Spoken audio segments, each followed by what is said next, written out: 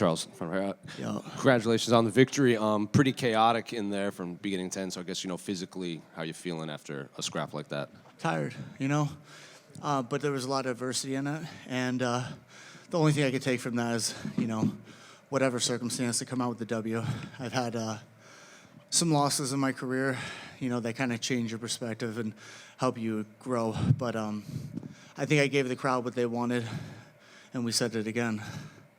And it seems like you had him scouted out pretty well. He found a little bit of success standing, and then you kind of, shot in, took him down pretty, seemed at ease from the outside looking in. So I guess, how did the game plan or the fight play out compared to, what you guys had planned in camp? It was close, but then because of the blood, it made some of the takedowns look a little sloppier.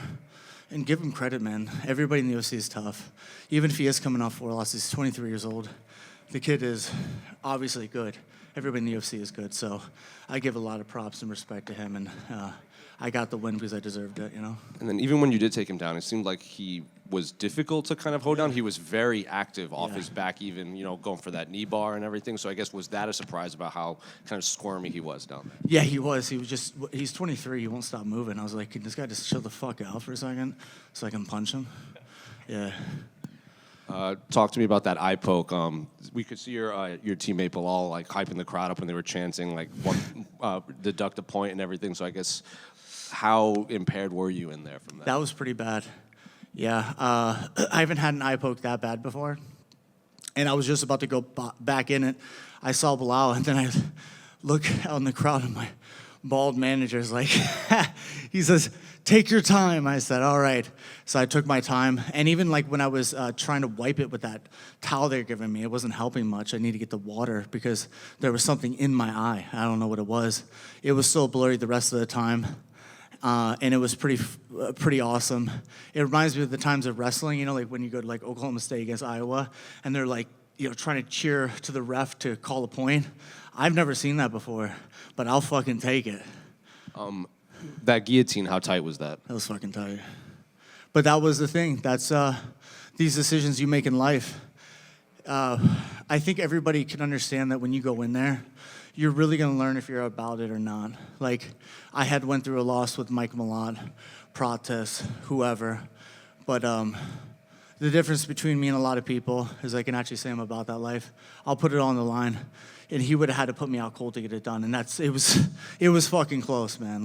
And that's why I'm giving him all the credit in the world, because he can easily go out of the UFC and get back in the UFC and definitely be a world beater in time to come. To go off of what you just said, I saw an interview with you earlier this week. I think it was with Full Send, and you were very reflective of your last, maybe especially the loss to Mike. Yeah. I guess, is that kind of a new feeling or approach to this, or I guess what was that? Because I think it caught a lot of people off guard. I think you got to be real about it. What am I gonna say? Mike Mallott's a bitch. He fucking knocked me out. I'll be honest. If I were to see him on the street, I probably would fight him again. But the thing is, when he did it when it mattered. So to be a real man, you have to take it humbly and be like, yeah, I took my lickings. But I have a great role model in Bilal Muhammad who had gotten knocked out by Vicente Luque, right? But then he rises back up, and he eventually beats him and wins a world title. So I have the best role model. And last one for me, was it your aunt that you asked Joe Rogan to shout out? Have you talked to her since then? I will. And I know she's going to love it, too, because she loves Joe Rogan. She would do anything. She cut off her leg to get with him. So I was thinking as the moment of because I'm not that type of person that would walk up to anybody, even Donald Trump, and try to get a photo with him. But I had to do it for my aunt. I'll do it for her. So I hope she loved that. Congrats, man. Thanks. Charles over here.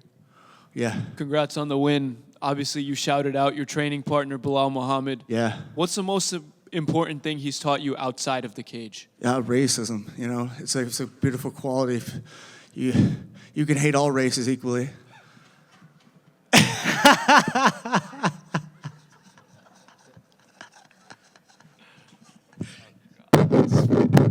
Skirt. Next. Speaking of having no filter, Sean Strickland is headlining UFC 328.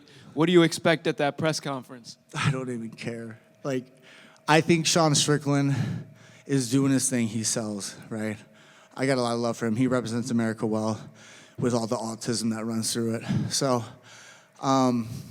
in particular, I don't really care about what's happening in the MMA space other than when my teammates fighting or I'm fighting myself. And I do have to get a shout out to my coach, Mike Valley, and also my brother as well too.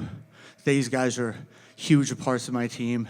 I have a great management in Tiki, and what we're doing over here is we're doing special things. And I know that this wasn't necessarily my best performance, but I really do believe that this kind of shows my integrity and what I'm willing to go through to get a victory, because at the end of the day, this really is a chamber of truth, and you got to figure out who you really are. Thank you. Right over here. What? You seem very calm and relaxed heading into this fight. Bilal Yeah. was kind of telling you to breathe and just, get in my that zone. motherfucking dog. Is that something you've been working on ahead of this fight, just kind of being more relaxed in there? Yeah, my coach always tells me to, stay loose. Hold on. He's always just trying to tell me to stay loose. We do have power, right? Just chill the fuck out and let it happen, because we have all the talent in the world, and I feel like I'm making some good strides within my career if I can keep the right mental perspective and stay humble. I think my ego is my biggest enemy sometimes, because I do want to get in people's faces, and I do want to fuck shit up.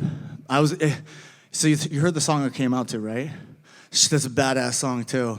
That shit gets me fucking hyped. But I was gonna go out to Pitbull's Cuban Ride Out. You guys familiar with that? That shit gets me too hyped. I would have been throwing off my underwear and shit like that and getting ready to fight this motherfucker with some baby oil. Who said that? Charles, What? this was your first fight of 2026. Yeah. How quickly would you like to return, and how many fights would you like to do ideally this year? Yeah, somebody asked me that same question. I'm on to the next one. I want to really, and I know a lot of this is joking, I like to have fun and stuff like that, but to be on the real, I'm really happy that I got this victory, and I'm on to the next one. I think there's a lot of room for growth. I need to go back to the gym. I'm sure Coach Mike is holding his tongue, just allowing me to enjoy this, but we got to go back. We got to recover, assess, and we'll choose the next opponent. But ideally, I would like to get 3 in this year, but we just got to focus on to the next one. And it seemed that you and Francisco had a bit of a talk after the fight. I don't know what you told him. And, he's in a tough situation, right? 0-4 now in the UFC, just 23. It seems like you have a lot of respect for him. So I don't know if you have any advice for him and, and for his future career. I told him I love him. I told him that, like, you when you do that and you go through that with somebody, and somebody is just as devoted to the game as you are, you can't do anything other than respect him. So if I would have any advice for him, coming from a guy who was 32 years old, trying to make his way into the UFC, and has a 5-2 record inside the UFC, I would just say keep grinding, man. Whatever happens, you can build yourself back up, get back into the UFC. He's only 23. He's got a load of time to grow, and you guys can see he pushed me to the very edge. The kid is an absolute stud, so I give him nothing but respect, but just get back on the horse. Thank you. Yeah. Cool. What? Cool.